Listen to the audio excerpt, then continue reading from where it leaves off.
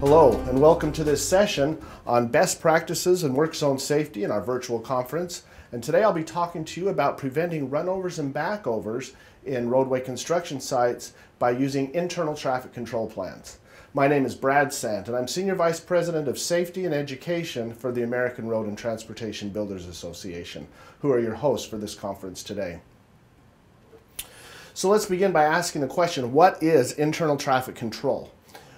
Sometimes it's confused with temporary traffic control, which is how we set up the work zone so motorists can get through. Internal traffic control is kind of the flip side of that. It's a principle of construction traffic coordination, and it takes place inside the activity area of a temporary traffic control zone. So what we're talking about is not where the traffic is, but where the construction takes place. And the purpose of the internal traffic control plan is to separate, to the full extent possible, construction vehicles from those workers on foot. So, how does that take place? Again, if we look at the internal traffic control plan, we can kind of figure it out and what's going on by looking at a typical temporary traffic control plan, which we have shown here. Here on the slide, you can see a picture of a temporary traffic control plan taken from the Manual on Uniform Traffic Control Devices, or MUTCD. And there it shows a typical traffic control plan of where you put your signs and your notifications, etc. You can also see down on the bottom a plan for perhaps a roadway construction site. What our internal traffic control plan does is it takes that area that's often designated on temporary traffic control plan as kind of a hatched mark and said this is where the construction takes place. What we're doing is we're talking about that space where the construction is, that we're going to try to better control traffic and pedestrians. And that pedestrians, I mean workers on foot. So, as a general overview, the internal traffic control plans will designate routes and operating procedures for trucks, particularly those that are delivering materials, as well as paving vehicles and others. The plan creates a pattern to minimize backing. So what we're trying to do is figure out a way to get vehicles in and out of that construction site and to minimize the backing that will take place. Finally, the internal traffic control plan facilitates communication among the key parties within the work zone in advance of their arrival to the site. So this means is that when a truck that is either coming to deliver asphalt or aggregate or take dirt away, before those drivers arrive, they have some idea of what's going to go on. And as soon as they get on site, perhaps that's when the fine details of the communication is given to them. So let's talk a little bit about what are the big differences between internal traffic control and temporary traffic control. They sound a lot alike, but they're quite different. The temporary traffic control plans, of which most of us are familiar, are defined and prescribed by the U.S. Federal Highway Administration in the Manual on Uniform Traffic Control Devices, or also known as the MUTCD. And that's a federal regulation, and so it's governed by the federal government or oftentimes state. So we'll also have a similar document that is at least as protective as the Manual on Uniform Traffic Control Devices. Sometimes the states go above and beyond, but it is a regulatory document. On the other hand, the internal traffic control plan is an industry best practice. It's not required by regulation, at least at this point, so what we're trying to do is figure out the best way to do it. Now, it would be worthwhile for you to understand that, as of today, OSHA, the Federal Occupational Safety and Health Administration, has put out a request for information. They want to look at backing operations, and particularly emphasis in heavy and highway construction, noting that there are a lot of injuries there. And they're considering perhaps doing a regulation. So there may be regulations covering internal traffic control in the future, but as of right now, we're just talking about an industry best practice. All right, so in our industry, what we find is that having workers on foot next to large pieces of equipment is not only a necessity, it's often forced upon us. What we find today is that if you talk to a traffic engineer about what makes a work zone safe, they're going to tell you they want the speeds to be maintained. They don't like differential in speeds because once you have people slow down abruptly or quickly in a temporary traffic control situation, you'll have rear-end accidents. So they want the traffic moving as smoothly as possible past the work zone. They also want construction to take place when there's less traffic, meaning a lot of times construction will take place at night. Finally, they want to keep as many lanes open as possible. So oftentimes our construction today is not in green fields. We're doing a lot of renovation of existing highways, and a lot of times we're doing work when traffic is moving past there. So what we find is we get mandates from the roadway owners, the state DOT or whoever it may be, to try to do our work in as small a space as possible so we don't encroach onto the motorist space. All these things come together. While they make it safer for the motorists, they make it much more dangerous for the construction workers. So we find that we have these workers on foot, these large pieces of equipment, working in very close proximity to each other in confined areas. So that's what causes the hazards that we need to try to avoid. So what are some of those hazards that we have? Well, in particular, one of the biggest ones that we need to control for is blind spots. And blind spots are those locations around pieces of equipment where the workers on foot or other equipment or anything cannot be seen by the operator of that vehicle through their mirrors or through their windows. So often these blind spots will take place in the rear of equipment, particularly on the right side opposite the driver's side and immediately in front. But each piece of equipment has different blind spots, and we'll watch a video here that'll illustrate that.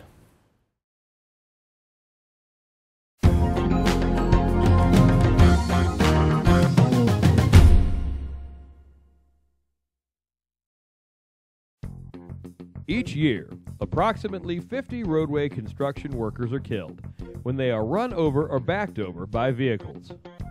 Most of these workers are killed by construction trucks and equipment. Large dump trucks are primarily responsible. Of all the construction vehicles used on roadway sites, large dump trucks have the biggest blind spots.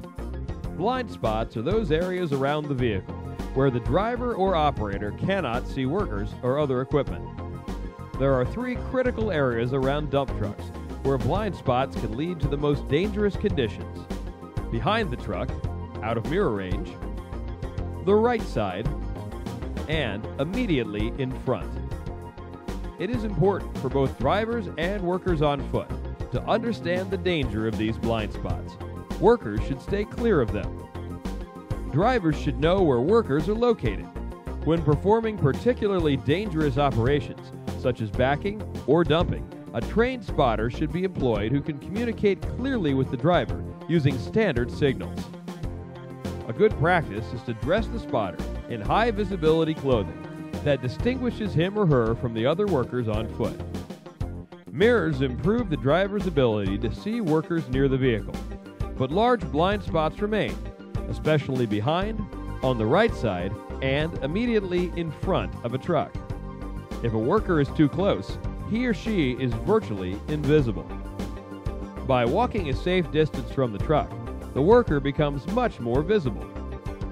When walking near a truck behind the cab, check to see that you can see the driver in the mirror. That is your first step in ensuring the driver can see you. Next, always wear a high visibility hard hat and vest. Some personal protective equipment can make you more visible. Other equipment can make you more invisible. Always be aware of your surroundings. Most importantly, work with your supervisor, co-workers, and drivers to make sure there is communication to let you know where each other is working.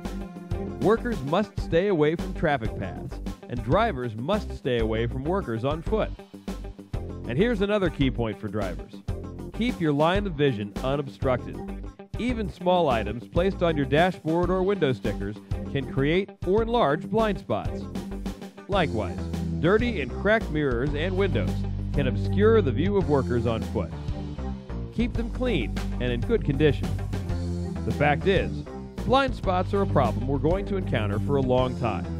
Knowing their hazards and ways to compensate for them will help prevent a lot of worker runovers and backovers.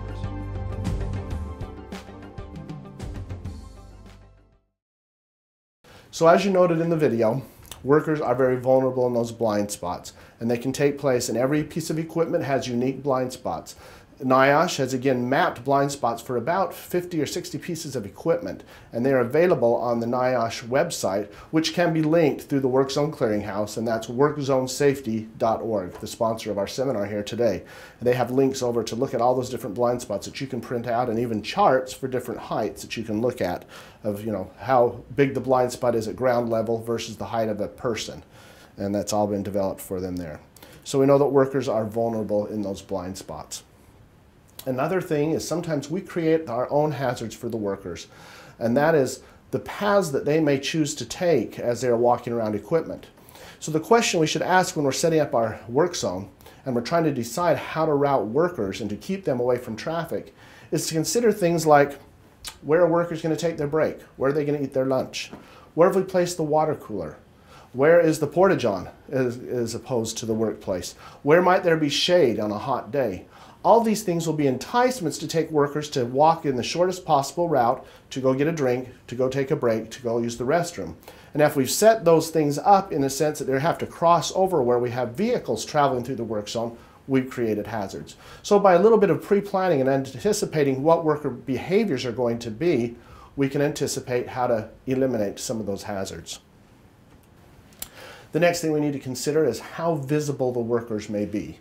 And this is done by both clothing and location and how they approach vehicles. So the minimal amount of clothing that a worker in a heavy and highway construction or work zone needs to be wearing is an ANSI Class 2 vest.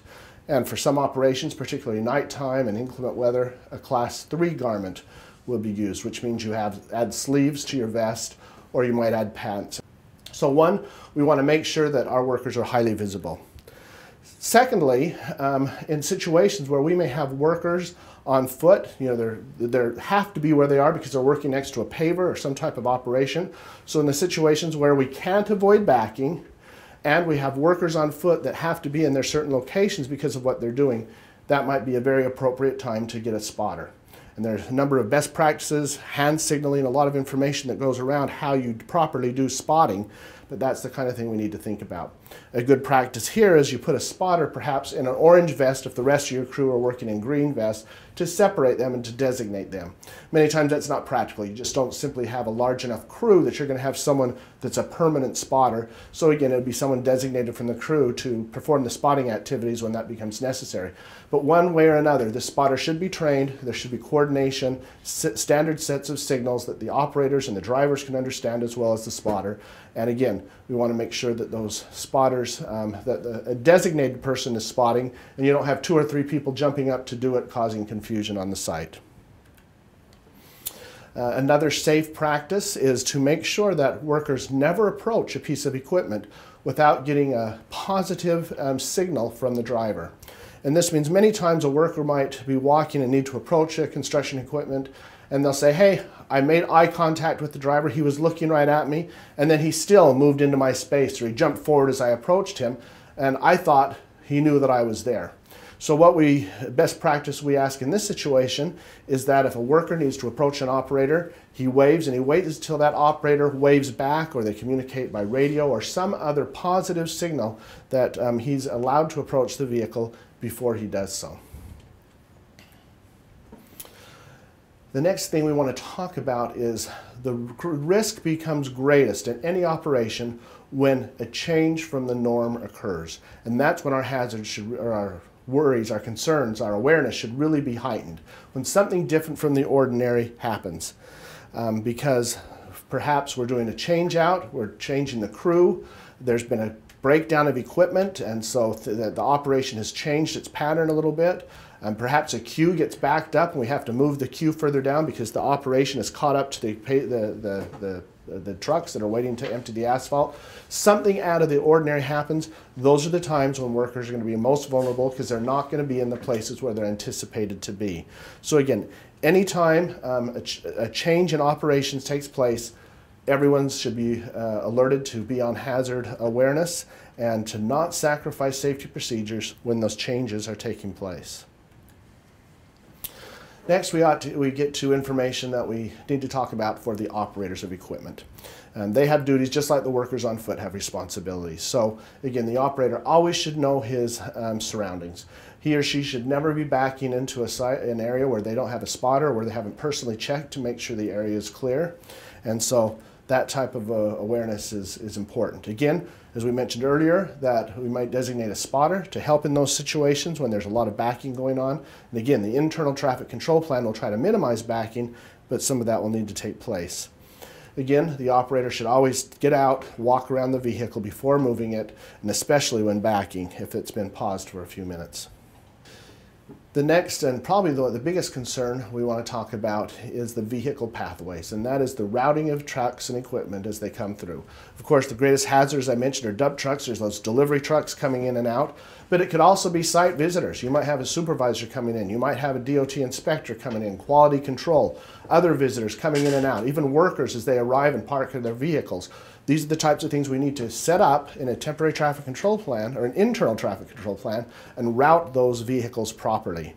So we want to ensure that drivers and operators know where they should and should not go, ensure that workers know where areas to avoid, and then to plan this routing ahead of time. Maybe that's just a sketch on a piece of paper that you're handing off to someone, but there needs to be some kind of communication so that people know where they're supposed to be and where they're not supposed to be, and where the high hazard areas where you're forced to intersect are. What we call these areas that we're going to designate in our internal traffic control plan are worker-free zones and equipment-free zones. So we'll have these two zones where we'll say workers should never be in these areas and equipment should never be in these areas. And these other areas where they have to be together, we're going to pay special attention to those. So that would be your blind areas around equipment, the blind spots we mentioned earlier. The travel lanes or queue areas where trucks are lining up to drop off materials or to pick up, be loaded up with dirt or whatever it may be. Moving equipment, it could be cranes, anything that has a swing radius, pinch points, and other hazardous areas such as if you have power lines overhead. So you're going to want to watch out so the equipment doesn't come in contact with power lines and then electrocute the workers or the operators. And again, we know that sometimes workers will need to approach trucks and equipment. We want those positive signals, but maybe there's a certain area. A very common practice, if you have someone coming in to deliver asphalt or aggregate, they're going to have tickets, they're going to have loads, and that's how they're going to get paid. So someone is going to be coming up and taking those tickets or giving those tickets. Maybe that's at a designated place so those drivers know as soon as they pull into the work site, here's where I'm going to be looking for someone to come in and take the ticket. So those types of things are planned during your temporary traffic control. So coming to another point, and that's work zone access and egress. And so some of the primary challenges that we have is getting materials and equipment into and out of the workspace safely and efficiently. So what are some of our access and egress challenges? We have acceleration and deceleration lanes. Sometimes they're short or non-existent.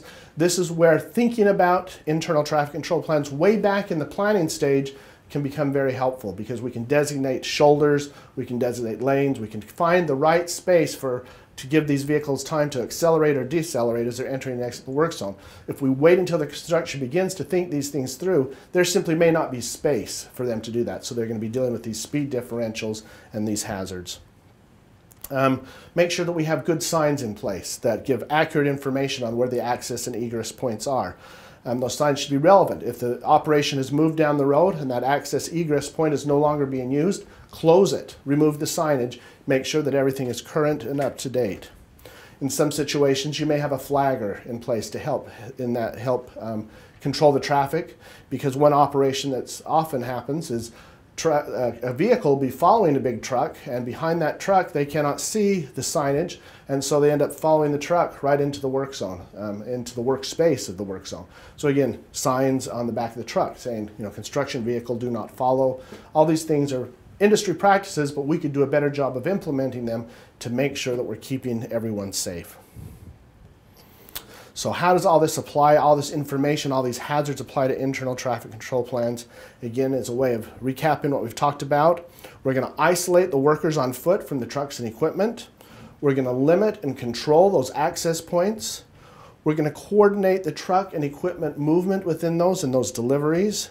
We're going to provide guidance to the workers, to the truck drivers and equipment operators, telling them where each party is going to be working and tell them where to watch out for each other and to stay clear of vehicle pathways.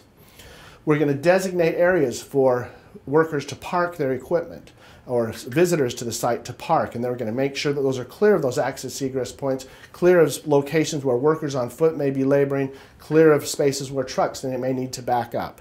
We're going to think about those things ahead. We're going to raise awareness about vehicle intrusions with those workers and operators to make sure that they too are aware, because the motorists coming in to strike workers is still a hazard, and we don't want to ignore that in our internal traffic control plan. So again, that can sometimes deal with keeping your access points clear and well marked. So as we go about creating our internal traffic control plan, there's a few things we want to talk about. Again, as a recap, determine locations for equipment and personnel.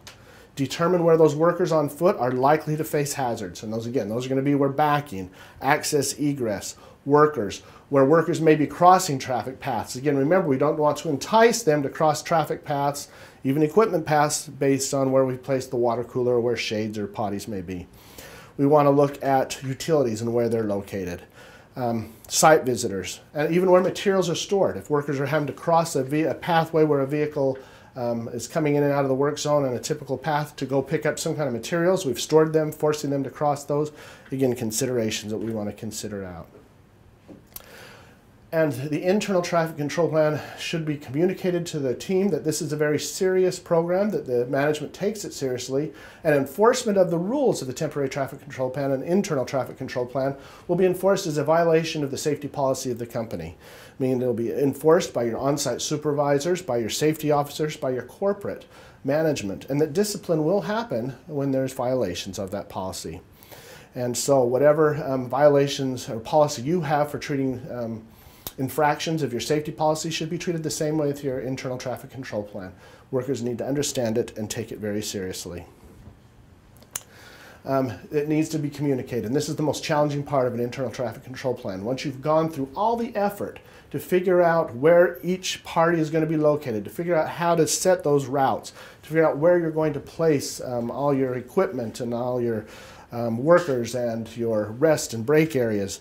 You've gone to all that effort. If you don't communicate it with everybody coming in and out of the work zone, it's all for naught. And again, the toughest party to communicate with are those truckers, those truck drivers that are delivering materials, because often they are independent contractors. And so how do you reach them and how to communicate with them? That can be a challenge. And sometimes that's simply going to be handing them a piece of paper as they come immediately on site. Well, I have just given you in a few minutes the overview of a larger 4-hour program we've developed with NIOSH and with OSHA on preventing runovers and backovers through the use of internal traffic control plans. I hope, at least, if nothing else, I've satiated your appetite for the program. We'd be happy to come on site and deliver this program to you. You can see my contact information. Feel free to contact us, and we'd love to come out and give you some good training. For a limited time, this training is available for free because it is supported by these federal contracts. So give us a call and we'll be happy to come out on site and give you some in-depth training that you've just seen some highlights from today. Thank you very much.